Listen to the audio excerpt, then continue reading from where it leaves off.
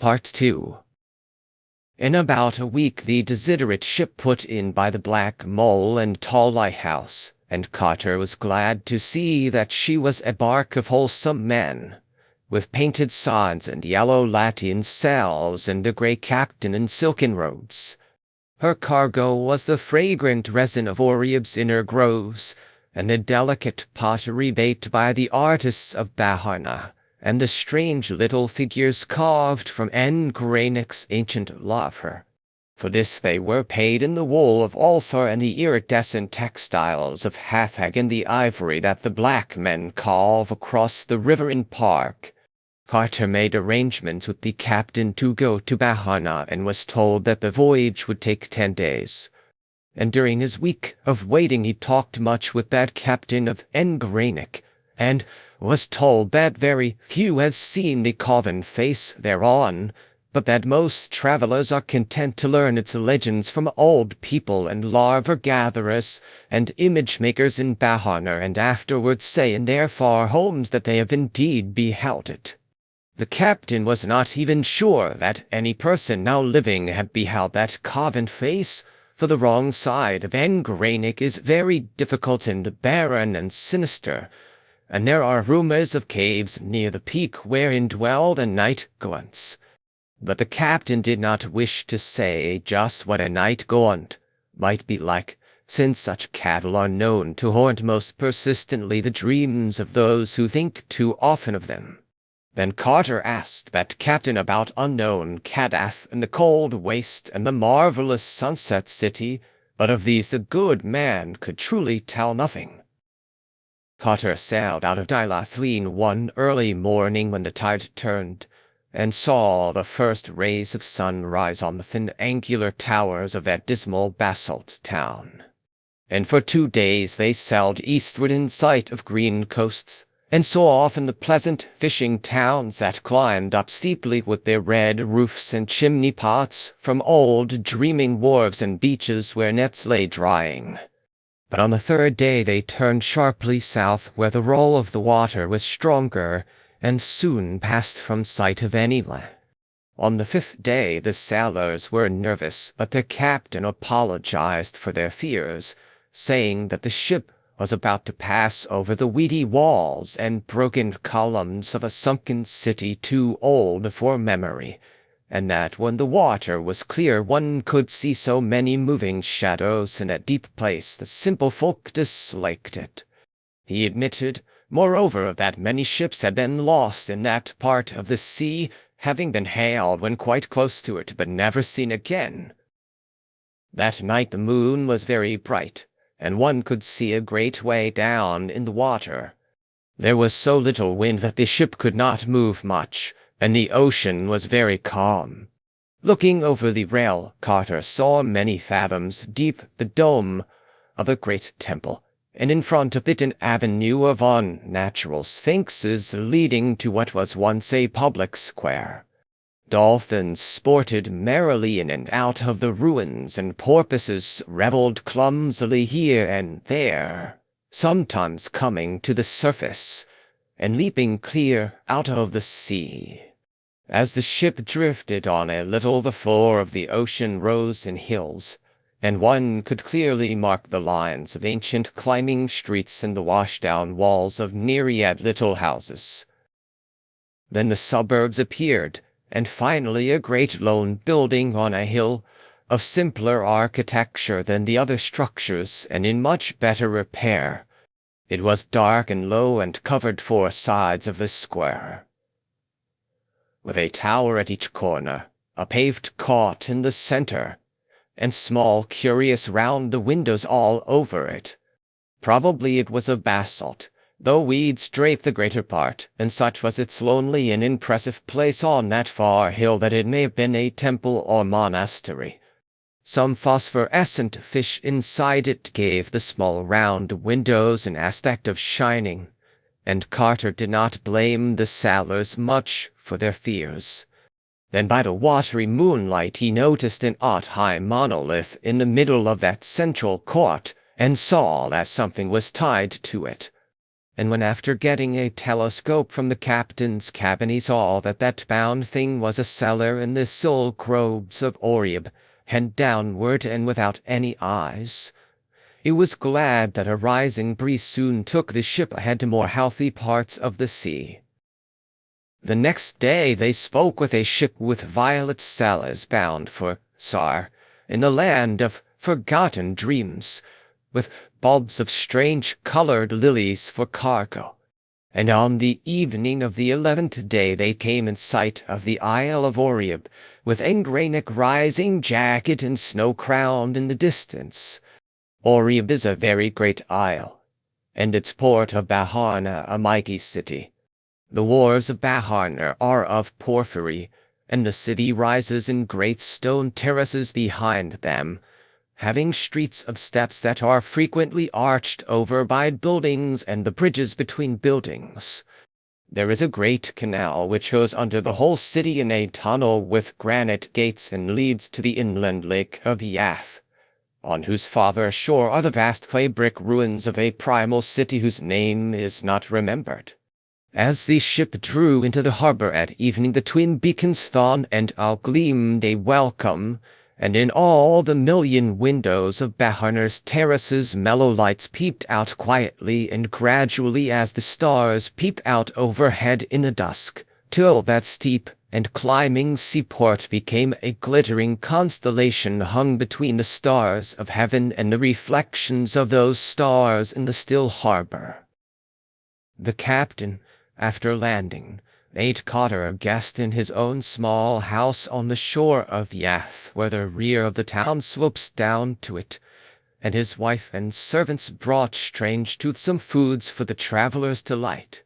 And in the days after that Carter asked for rumors and legends of Engrainik in all the taverns and public places where larva-gatherers and image-makers meet, but could find no one who had been up the higher slopes or seen the carven face. Engrainik was a hard mountain with only an accursed valley behind it, and besides, one could never depend on the certainty that night gaunts are altogether fabulous. When the captain sailed back to Dilaflean, Carter took quarters in an ancient tavern opening on an alley of steps in the original part of the town, which is built of brick and resembles the ruins of Yath's farther shore. Here he laid his plans for the ascent of Engrainik, and correlated all that he had learned from the larva-gatherers about the roads thither. The keeper of the tavern was a very old man, and had heard so many legends that he was a great help. He even took Carter to an upper room in that ancient house and showed him a crude picture which a traveler had scratched on the clay wall in the olden days, when men were bolder and less reluctant to visit Engrainik's higher slopes. The old tavern keeper's great-grandfather had heard from his great-grandfather that the traveler who scratched that picture had climbed Engrainik and seen the carven face, here drawing it for others to behold. But Carter had very great doubts, since the large, rough features on the wall were hasty and careless, and wholly overshadowed by a crowd of little companion shapes in the worst possible taste, with horns and wings and claws and curling tails. At last, having gained all the information he was likely to gain in the taverns and public places of Baharna, Carter hired a zebra and set out one morning on the road by Yath's shore for those inland parts wherein towers stony Engrainik. On his right were rolling hills and pleasant orchards and neat little stone farmhouses, and he was much reminded of those fertile fields that flank the sky. By evening he was near the nameless ancient ruins on Yath's farther shore, and though old larva-gatherers had warned him not to camp there at night, he tethered his zebra to a curious pillar before a crumbling wall and laid his blanketed sheltered corner beneath some carvings whose meaning none could decipher. Around him he wrapped another blanket, for the nights are cold in Oriab, and when upon awaking once he thought he felt the wings of some insect brushing his face, he covered his head altogether and slept in peace till roused by the mager birds and distant resin groves. The sun had just come up over the great slope whereon leagues of primal brick foundations and worn walls and occasional cracked pillars and pedestals stretched down desolate to the shore of Yath, and Carter looked about for his tethered zephyr. Great was his dismay to see that docile beast stretched prostrate beside the curious pillar to which it had been tied, and still greater was he vexed on finding that the steed was quite dead, with its blood all sucked away, through a singular wound in its throat. His pack had been disturbed, and several shiny knickknacks taken away, and all around on the dusty soil were great webbed footprints for which he could not in any way account. The legends and warnings of lava-gatherers occurred to him, and he thought of what had brushed his face in the night. Then he shouldered his pack and strode on toward Engranic, though not without a shiver when he saw close to him as the highway passed through the ruins a great gaping arch low in the wall of an old temple, with steps leading down into darkness farther than he could peer. His course now led uphill through wilder and partly wooded country, and he saw only the huts of charcoal burners and the camps of those who gathered resin from the groves. The whole air was fragrant with balsam, and all the mager birds sang blithely as they flashed their 7 colors in the sun. Near sunset he came on a new camp of larva-gatherers returning with laden sacks from Engranic's lower slopes, and here he also camped, listening to the songs and tales of the men, and overhearing what they whispered about a companion they had lost. He had climbed high to reach a mass of fine larvae above him, and at nightfall did not return to his fellows. When they looked for him the next day they found only his turban, nor was there any sign on the crags below that he had fallen. They did not search any more, because the old men among them said it would be of no use. No one ever found what the night gaunts took, though those beasts themselves were so uncertain as to be almost fabulous. Carter asked them if night gaunts sucked blood and liked shiny things and left webbed footprints, but they all shook their heads negatively and seemed frightened at his making such an inquiry. When he saw how taciturn they had become, he asked them no more, but went to sleep in his blanket. The next day he rose with the larva-gatherers and exchanged farewells as they rode west, and he rode east on a zephyr he had bought of them.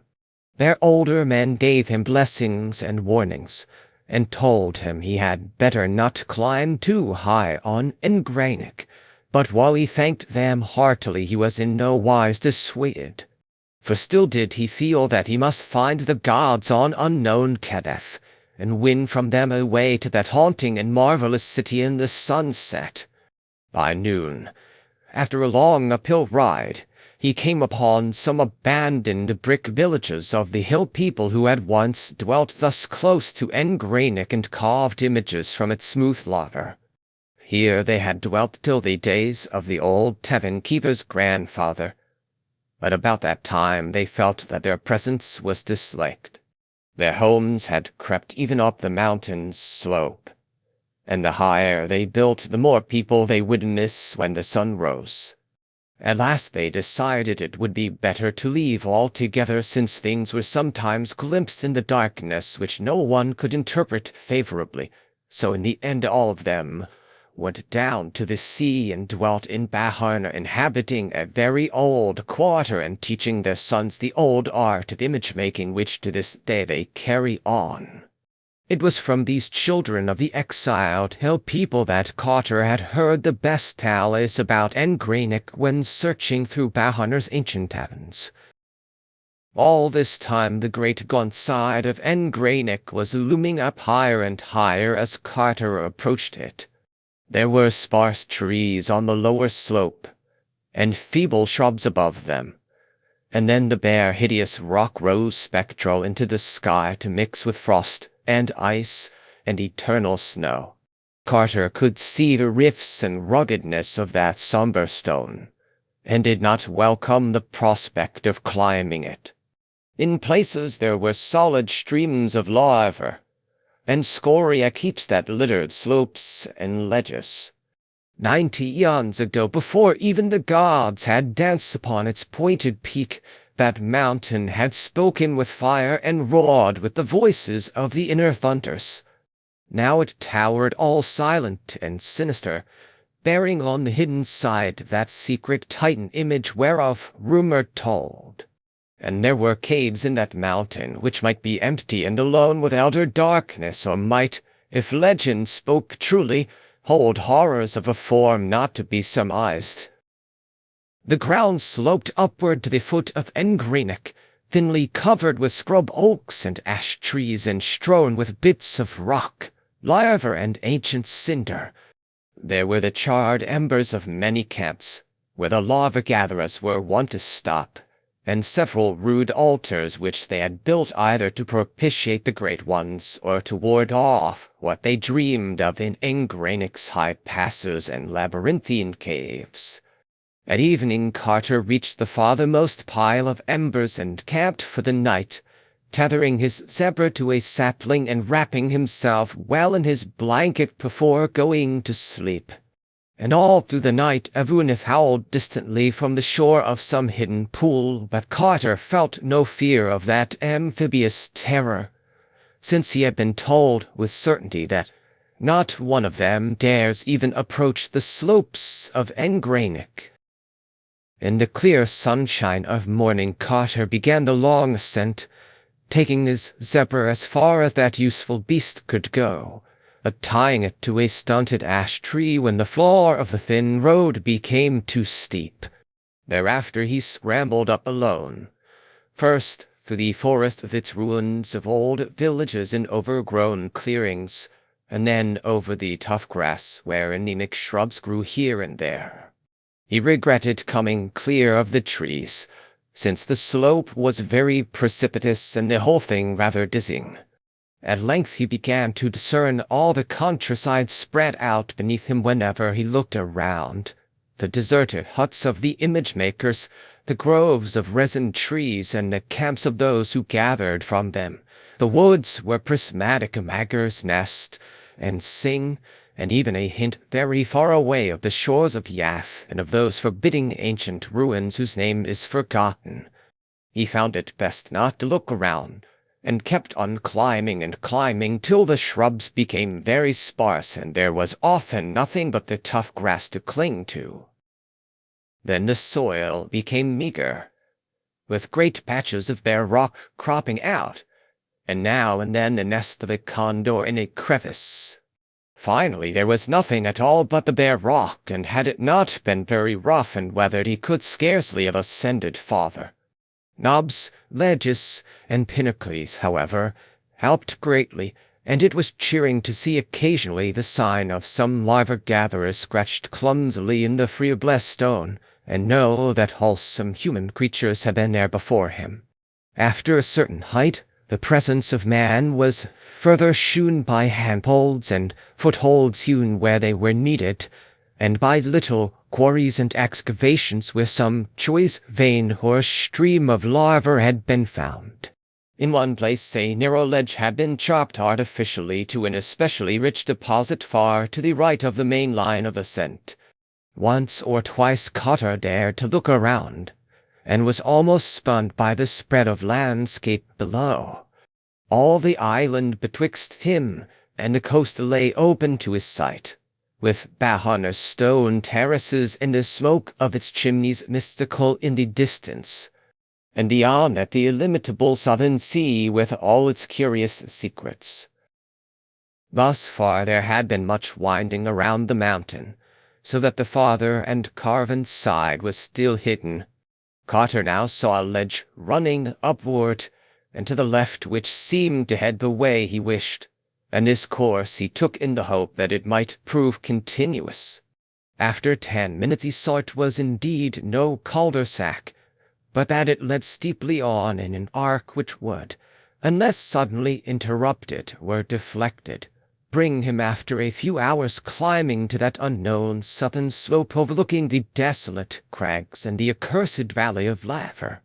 As new country came into view below him, he saw that it was bleaker and wilder than those seaward lands he had traversed.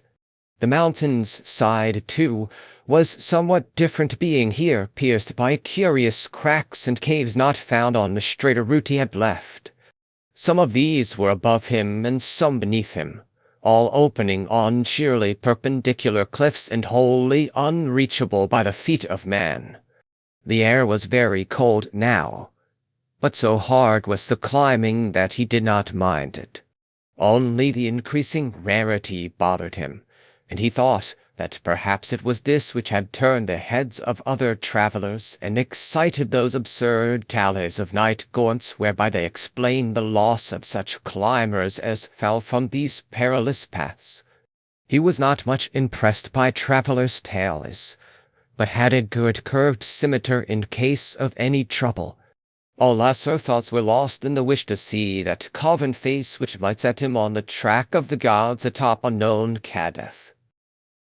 At last, in the fearsome iciness of upper space, he came round fully to the hidden side of Engranic, and saw in infinite gulfs below him the lesser crags and sterile abysses of lava which marked the olden wrath of the great ones. There was unfolded, too, a vast expanse of country to the south, but it was a desert land without fair fields or cottage chimneys, and seemed to have no ending. No trace of the sea was visible on this side, for Oriab is a great island. Black caverns and odd crevices were still numerous on the sheer vertical cliffs, but none of them was accessible to a climber.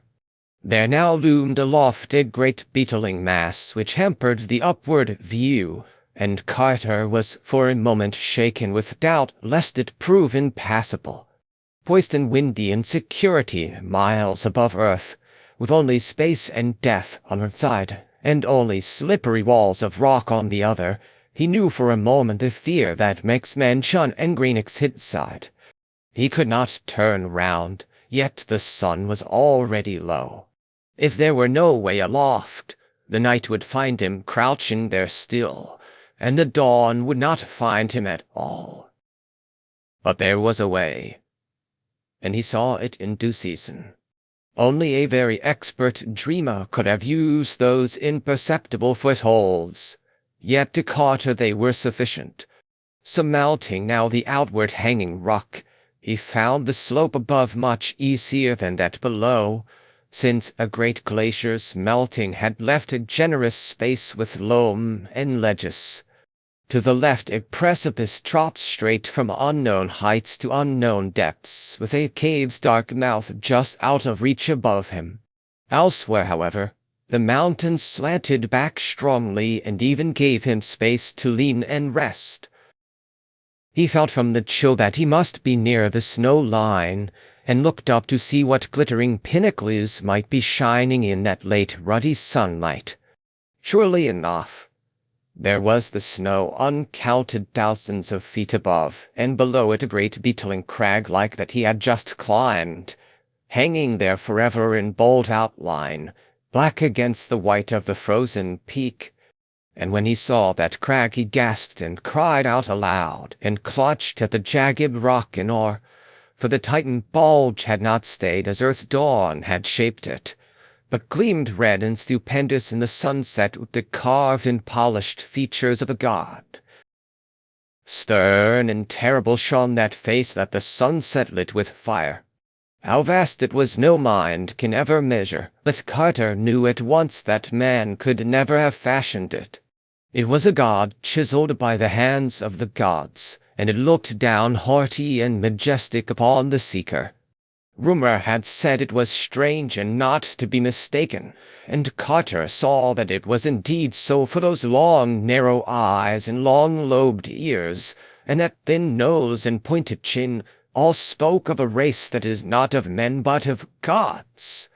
He clung overawed in that lofty and perilous eyrie, even though it was this which he had expected, and come to find, for there is in a god's face more of marvel than prediction can tell, And when that face is vaster than a great temple and seen looking down at sunset, in the cryptic silences of that upper world from whose dark lava it was divinely hewn of old, the marvel is so strong that none may escape it. Here, too, was the added marvel of recognition, for although he had planned to search all Dreamland over for those whose likeness to this face might mark them as the gods' children, he now knew that he need not do so. Certainly, the great face carven on that mountain was of no strange sort, but the kin of such as he had seen often in the taverns of the seaport Celephes, which lies in Uth-Nargai beyond the Tanarian hills and is ruled over by that King Curanes whom Carter once knew in waking life. Every year sailors with such a face came in dark ships from the north to trade their onyx for the carved jade and spun gold and little red singing birds of Celephes, and it was clear that these could be no others than the half-gods he sought. Where they dwelt, there must the cold waste lie close, and within it unknown Kadath and its onyx castle for the great ones.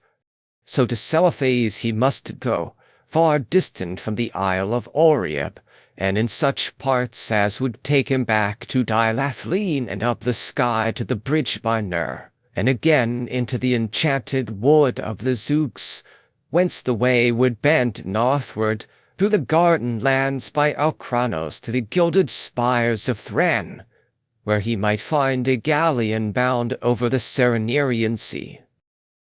But dusk was now thick, and the great carven face looked down even sterner in shadow. Perched on that ledge night found the seeker, and in the blackness he might neither go down nor go up, but only stand and cling and shiver in that narrow place till the day came, praying to keep awake lest sleep loose his hold and send him down the dizzy miles of air to the crags and sharp rocks of the accursed valley. The stars came out, but save for them there was only black nothingness in his eyes, nothingness leagued with death, against whose beckoning he might do no more than cling to the rocks and lean back away from an unseen brink.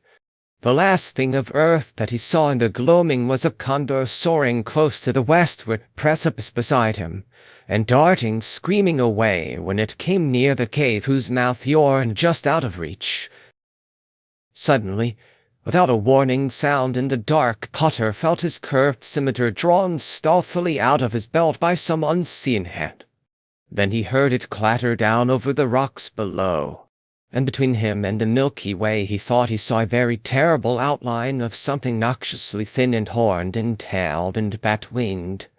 Other things, too, had begun to blot out patches of stars west of him, as if a flock of vague entities were flapping thickly and silently out of that inaccessible cave in the face of the precipice. Then a sort of cold, rubbery arm seized his neck and something else seized his feet, and he was lifted inconsiderately up and swung about in space. Another minute and the stars were gone, and Carter knew that the night gaunts had got him. They bore him breathless into that cliff-side cabin and through monstrous labyrinths beyond. When he struggled, as at first he did by instinct, they tickled him with deliberation. They made no sound at all themselves, and even their membranous wings were silent. They were frightfully cold and damp and slippery, and their pores needed one detestably. Soon they were plunging hideously downward to inconceivable abysses in a whirling, kiddying, sickening rush of dank, tomb-like air, and Carter felt they were shooting into the ultimate vortex of shrieking and demonic madness. He screamed again and again, but whenever he did so the black pores tickled him with greater subtlety. Then he saw a sort of grey phosphorescence about, and guessed they were coming even to that inner world of subterranean horror of which dim legends tell, and which is lit only by the pale death fire, wherewith reeks the ghoulish air and the primal mists of the pits at earth's core. At last, far below him, he saw faint lines of grey and ominous pinnacles which he knew must be the fabled peaks of Thuk. Awful and sinister they stand in the haunted dusk of sunless and eternal depths, higher than man may reckon, and guarding terrible valleys where the bulls crawl and burrow nastily. But Carter preferred to look at them than at his captors, which were indeed shocking and uncouth black beings with smooth, oily, well-like surfaces, unpleasant horns that curved inward toward each other, bat wings whose beating made no sound, ugly prehensile paws, and barbed talons that lashed needlessly and disquietingly. And worst of all, they never spoke or laughed, and never smiled because they had no faces at all to smile with, but only a suggestive blankness where a face ought to be. All they ever did was clutch and fly and tickle. That was the way of night gaunts. As the band flew lower, the peaks of Thok rose gray and towering on all sides, and one saw clearly that nothing lived on that austere and impassive granite of the endless twilight. At still lower levels the death fires in the air gave out, and one met only the primal blackness of the void save aloft where the thin peaks stood out goblin-like. Soon the peaks were very far away, and nothing about but great rushing winds with the dankness of nethermost grottos in them. Then in the end the night gaunts landed on a floor of unseen things which felt like layers of bones, and left Carter all alone in that black valley.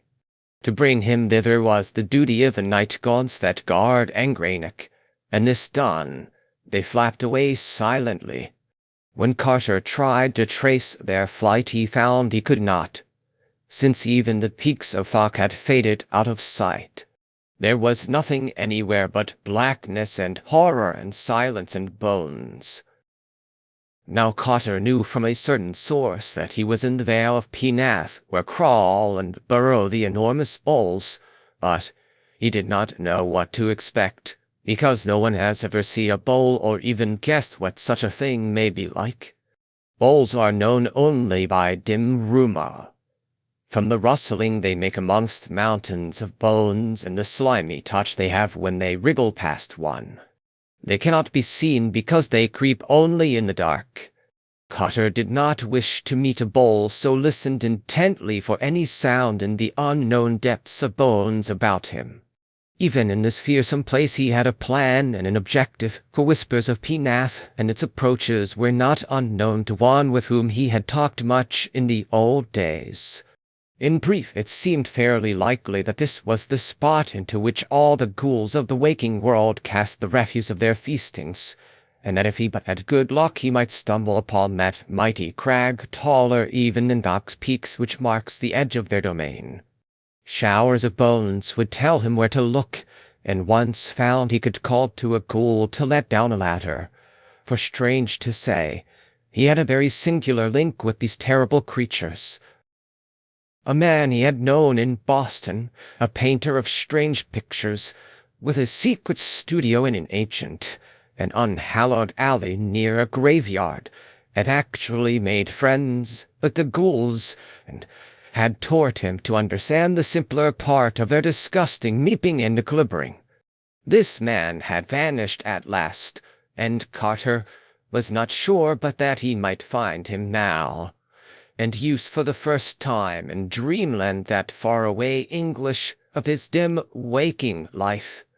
In any case, he felt he could persuade a ghoul to guide him out of Penath, and it would be better to meet a ghoul which one can see than a bull which one cannot see. So Carter walked in the dark, and ran when he thought he heard something among the bones underfoot. Once he bumped into a stony slope, and knew it must be the base of one of Thok's peaks. Then at last he heard a monstrous rattling and clatter which reached far up in the air, and became sure he had come nigh the crag of the ghouls. He was not sure he could be heard from this valley miles below, but realized that the inner world has strange laws. As he pondered, he was struck by a flying bone so heavy that it must have been a skull, and therefore realizing his nearness to the fateful crag, he sent up as best he might that meeping cry which is the call of the ghoul. Sound travels slowly, so that it was some time before he heard an answering glimmer. But it came at last, and before long he was told that a rope ladder would be lowered. The wait for this was very tense, since there was no telling what might not have been stirred up among those bones by his shouting. Indeed, it was not long before he actually did hear a vague rustling afar off. As this thoughtfully approached, he became more and more uncomfortable, for he did not wish to move away from the spot where the ladder would come. Finally, the tension grew almost unbearable, and he was about to flee in panic when the thought of something on the newly heaped bones nearby drew his notice from the other sound. It was the ladder, and after a minute of groping he had it taut in his hands. But the other sound did not cease, and followed him even as he climbed.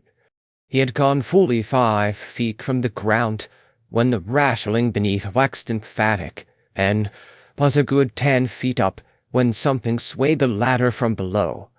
A height which must have been 15 or 20 feet, he felt his whole side brushed by a great slippery length which grew alternately convex and concave with wriggling, and thereafter he climbed desperately to escape the unendurable nuzzling of that loathsome and overstuffed bowl whose form no man might see. For hours he climbed with aching arms and blistered hands, seeing again the great death fire and Fox's uncomfortable pinnacles. At last he discerned above him the projecting edge of the great crag of the ghouls, whose vertical side he could not glimpse, and hours later he saw a curious face peering over it as a gargoyle peers over a parapet of Notre Dame. This almost made him lose his hold through faintness, but a moment later he was himself again, for his vanished friend Richard Pickman had once introduced him to a ghoul, and he knew well their canine faces and slumping forms and unmentionable idiosyncrasies. So he had himself well under control when that hideous thing pulled him out of the dizzy emptiness over the edge of the crag, and did not scream at the partly consumed refuse heaped at one side or at the squatting circles of ghouls who gnawed and watched curiously. He was now on a dim-lit plain whose sole topographical features were great boulders and the entrances of burrows. The ghouls were in general respectful, even if one did attempt to pinch him, while several others eyed his leanness speculatively. Through patient glibbering he made inquiries regarding his vanished friend, and found he had become a ghoul of some prominence in abysses nearer the waking world. A greenish elderly ghoul offered to conduct him to Pickman's present habitation. So despite a natural loathing he followed the creature into a capacious burrow and crawled after him for hours in the blackness of rank mold. They emerged on a dim plain strewn with singular relics of earth, old gravestones, broken urns, and grotesque fragments of monuments, and Carter realized with some emotion that he was probably nearer the waking world than at any other time since he had gone down the 700 steps from the cabin of flame to the gate of deeper slumber. There, on a tombstone of 1768 stolen from the granary burying ground in Boston, sat the ghoul which was once the artist Richard Upton Pickman. It was naked and rubbery, and had acquired so much of the ghoulish physiognomy that its human origin was already obscure. But it still remembered a little English, and was able to converse with Carter in grunts and monosyllables, helped out now and then by the glibbering of ghouls. When it learned that Carter wished to get to the enchanted wood and from there to the city's Cephas in Uthnarkai beyond the Tanarian hills, it seemed rather doubtful, for these ghouls of the waking world do no business in the graveyards of Upper Dreamland, leaving that to the web-footed rats that are spawned in dead cities, and many things intervene betwixt their gulf and the enchanted wood, including the terrible kingdom of the Gugs. The Gugs, hairy and gigantic, once reared stone circles in that wood and made strange sacrifices to the other gods and the crawling chaos Narlathotep, until one night an abomination of theirs reached the ears of Earth's gods and they were banished to caverns below. Only a great trapdoor of stone with an iron ring connects the abyss of the earth rules with the enchanted wood, and this the gods are afraid to open because of a curse. That a mortal dreamer could traverse their cavern realm and leave by that door is inconceivable, for mortal dreamers were their former food, and they have legends of the toothsomeness of such dreamers even though banishment has restricted their diet to the ghasts, those repulsive beings which die in the light, and which live in the vaults of Zin and leap on long hind legs like kangaroos. So the ghoul that was Pickman advised Carter either to leave the abyss at Sarkament, that deserted city in the valley below Lang where black nitrous stairways guarded by winged diorite lions lead down from Dreamland to the lower gulfs, or to return through a churchyard to the waking world and begin the quest anew down the 70 steps of light slumber to the cavern of flame, and the 700 steps to the gate of deeper slumber and the enchanted wood. This, however, did not suit the seeker, for he knew nothing of the way from Lang to Uthnargai, and was likewise reluctant to awake lest he forget all he had so far gained in this dream. It were disastrous to his quest to forget the august and celestial faces of those seamen from the north who traded onyx and celophes, and who, being the sons of gods, must point the way to the cold waste and Kadath where the great ones dwell. After much persuasion, the ghoul consented to guide his guest inside the great wall of the Gug's kingdom. There was one chance that Carter might be able to steal through that twilight realm of circular stone towers at an hour when the giants would be all gorged and snoring in dolls, and reach the central tower with the sign of Koth upon it, which has the stairs leading up to that stone trapdoor in the enchanted wood. Pickman even consented to lend the 3 ghouls to help with a tombstone lever in raising the stone door, for of ghouls the Gugs are somewhat afraid, and they often flee from their own colossal graveyards when they see feasting there. He also advised Carter to disguise as a ghoul himself, shaving the beard he had allowed to grow, for ghouls have none, wallowing naked in the mold to get the correct surface, and loping in the usual slumping way, with his clothing carried in a bundle as if it were a choice morsel from a tomb. They would reach the city of the Gugs, which is codominous the whole kingdom, through the proper burrows, emerging in a cemetery not far from the stair-containing Tower of Koth.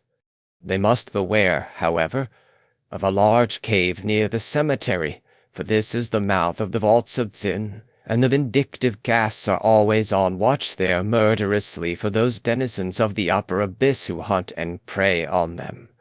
The ghasts try to come out when the Gugs sleep, and they attack ghouls as readily as Gugs, for they cannot discriminate. They are very primitive, and eat one another.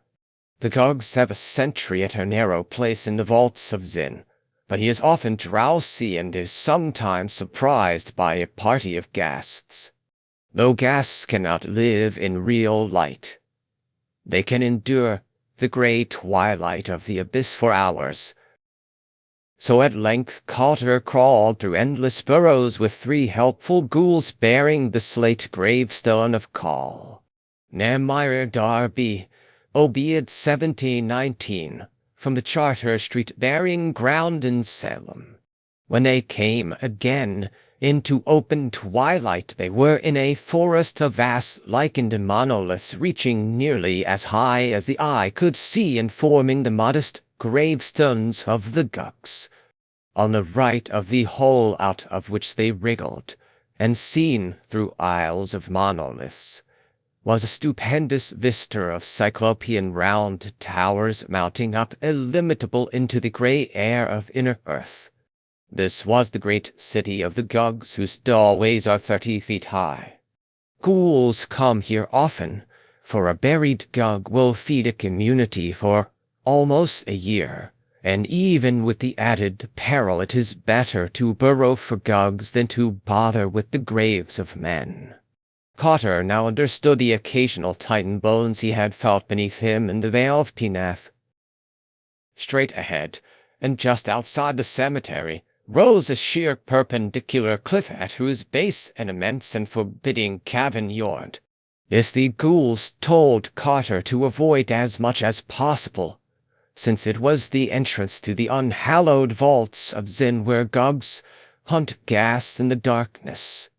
And truly, that warning was soon well justified, for the moment a ghoul began to creep toward the towers to see if the hour of the gugs' resting had been rightly timed. There glowed in the gloom of that great cavern's mouth first one pair of yellowish-red eyes, and then another, implying that the gugs were 1 century less, and that gas have indeed an excellent sharpness of smell. So the ghoul returned to the burrow and motioned his companions to be silent. It was best to leave the gas to their own devices, and there was a possibility that they might soon withdraw, since they must naturally be rather tired after coping with a gug sentry in the black vaults. After a moment, something about the size of a small horse hopped out into the grey twilight, and Carter turned sick at the aspect of that scabrous and unwholesome beast, whose face is so curiously human despite the absence of a nose, a forehead, and other important particulars.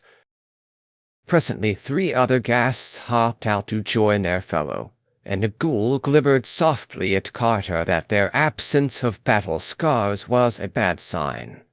It proved that they had not fought the gug sentry at all, but merely slipped past him as he slept, so that their strength and savagery were still unimpaired and would remain so till they had found and disposed of a victim. It was very unpleasant to see those filthy and disproportioned animals, which soon numbered about 15, grubbing about and making their kangaroo leaps in the grey twilight where Titan towers and monoliths arose. But it was still more unpleasant when they spoke among themselves in the coughing gutturals of ghasts. And yet, horrible as they were not so horrible as what presently came out of the cave after them with disconcerting suddenness. It was a paw fully 2 feet and a half across and equipped with formidable talons. After it came another paw, and after that a great black-furred arm to which both of the paws were attached by short forearms. Then 2 pink eyes shone, and the head of the awakened gug sentry, large as a barrel, wobbled into view. The eyes jutted 2 inches from each side, shaded by bony protuberances overgrown with coarse hairs. But the head was chiefly terrible because of the mouth. That mouth had great yellow fangs and ran from the top to the bottom of the head, opening vertically instead of horizontally. But before that unfortunate gug could emerge from the cave and rise to his full 20 feet, the vindictive ghasts were upon him. Carter feared for a moment that he would give an alarm and arouse all his kin, till a ghoul softly gibbered that gugs have no voice, but talk by means of facial expression. The battle which then ensued was truly a frightful one. From all sides the venomous ghasts rushed feverishly at the creeping gug, nipping and tearing with their muzzles, and mauling murderously with their hard-pointed hooves. All the time they coughed excitedly, screaming when the great vertical mouth of the gug would occasionally bite into one of their number, so that the noise of the combat would surely have roused the sleeping city had not the weakening of the sentry begun to transfer the action farther and farther within the cavern. As it was, the tumult soon receded altogether from sight in the blackness, with only occasional evil echoes to mark its continuance. Then the most alert of the ghouls gave the signal for all to advance, and Carter followed the loping 3 out of the forest of monoliths, and into the dark, noisome streets of that awful city whose rounded towers of cyclopean stone sawed out beyond the sight. Silently they shambled over that rough rock pavement, hearing with disgust the abominable muffled snortings from great black doorways which marked the slumber of the Gugs. Apprehensive of the ending of the rest hour, the ghouls set a somewhat rapid pace, but even so the journey was no brief one, for distances in that town of giants are on a great scale. At last, however, they came to a somewhat open space before a tower even vaster than the rest, above whose colossal doorway was fixed a monstrous symbol in bas relief which made one shudder without knowing its meaning. This was the central tower with the sign of Koth, and those huge stone steps just visible through the dusk within were the beginning of the great flight leading to Upper Dreamland and the Enchanted Wood. There now began a climb of interminable length in utter blackness, made almost impossible by the monstrous size of the steps, which were fashioned for Gugs, and were therefore nearly a yard high. Of their number Carter could form no just estimate, for he soon became so worn out that the tireless and elastic ghouls were forced to aid him. All through the endless climb there lurked peril of detection and pursuit, for though no Gug dares lift the stone door to the forest because of the Great One's curse, there are no such restraints concerning the tower and the steps, and escaped gas are often chased even to the very top.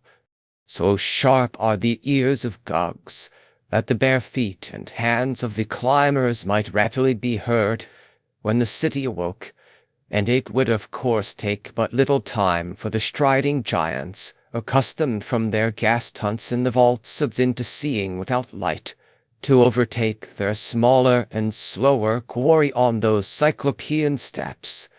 It was very depressing to reflect that the silent pursuing Gugs would not be heard at all, but would come very suddenly and shockingly in the dark upon the climbers. Nor could the traditional fear of Gugs for ghouls be depended upon in that peculiar place where the advantages lay so heavily with the Gugs.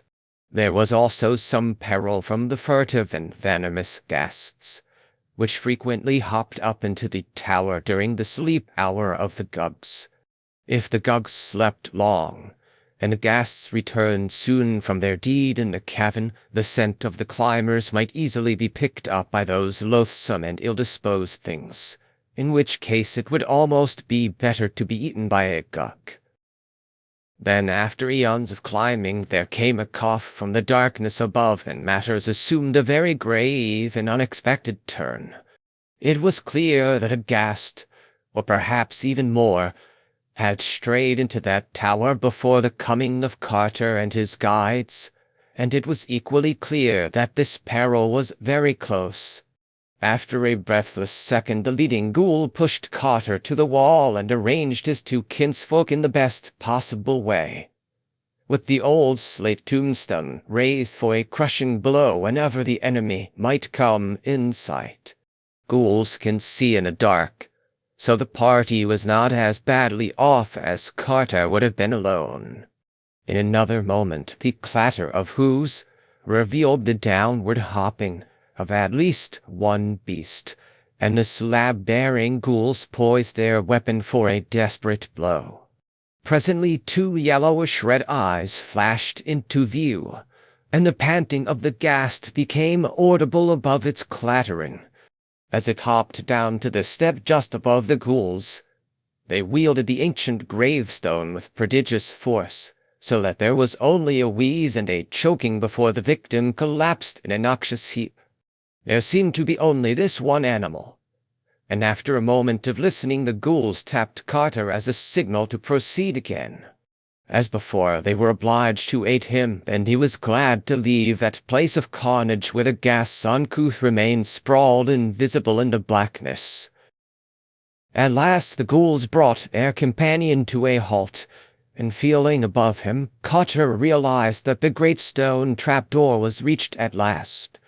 To open so vast a thing completely was not to be thought of, but the ghouls hoped to get it up just enough to slip the gravestone under as a prop, and permit Carter to escape through the crack.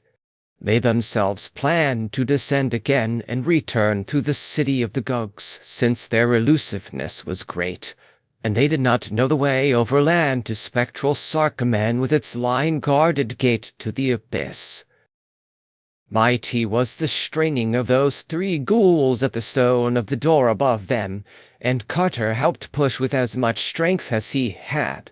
They judged the edge next the top of the staircase to be the right one, and to this they bent all the force of their disreputably nourished muscles. After a few moments a crack of light appeared, and Carter, to whom that task had been entrusted, slipped the end of the old gravestone in the aperture. There now ensued a mighty heaving, but progress was very slow, and they had of course to return to their first position every time they failed to turn the slab and prop the portal open. Suddenly their desperation was magnified 1,000-fold by a sound on the steps below them. It was only the thumping and rattling of the slain gas-hooved body as it rolled down to lower levels, but of all the possible causes of that body's dislodgment and rolling, none was in the least reassuring. Therefore, knowing the ways of Gugs, the ghouls set to with something of a frenzy, and in a surprisingly short time, had the door so high that they were able to hold it still whilst Carter turned the slab and left a generous opening. They now helped Carter through, letting him climb up to their rubbery shoulders and later guiding his feet as he clutched at the blessed soil of the upper dreamland outside.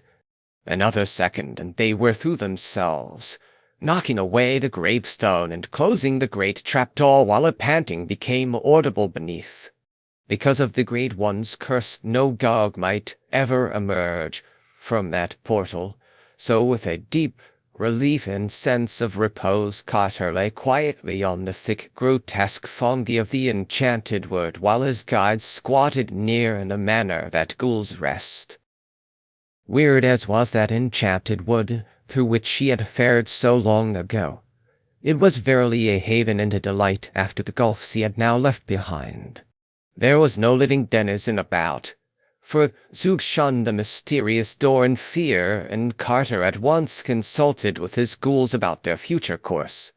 To return to the tower they no longer dared, and the waking world did not appeal to them when they learned that they must pass the priest Nasht and Kamanthar in the cavern of flame.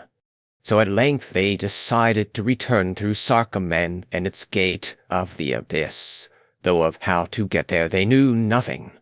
Carter recalled that it lies in the valley below Ling, and recalled likewise that he had seen in Dilathleen a sinister, slant-eyed old merchant reputed to trade on Ling. Therefore he advised the ghouls to seek out Dilathleen, crossing the fields to Nur and the sky and following the river to its mouth. This they at once resolved to do, and lost no time in loping off, since the thickening of the dusk promised a full night ahead for travel. And Carter shook the paws of those repulsive beasts, thanking them for their help and sending his gratitude to the beast which once was Pikmin, but could not help sighing with pleasure when they left. For a ghoul is a ghoul, and at best an unpleasant companion for man. After that Carter sought a forest pool and cleansed himself of the mud of Nether Earth. Thereupon, reassuming the clothes he had so carefully carried,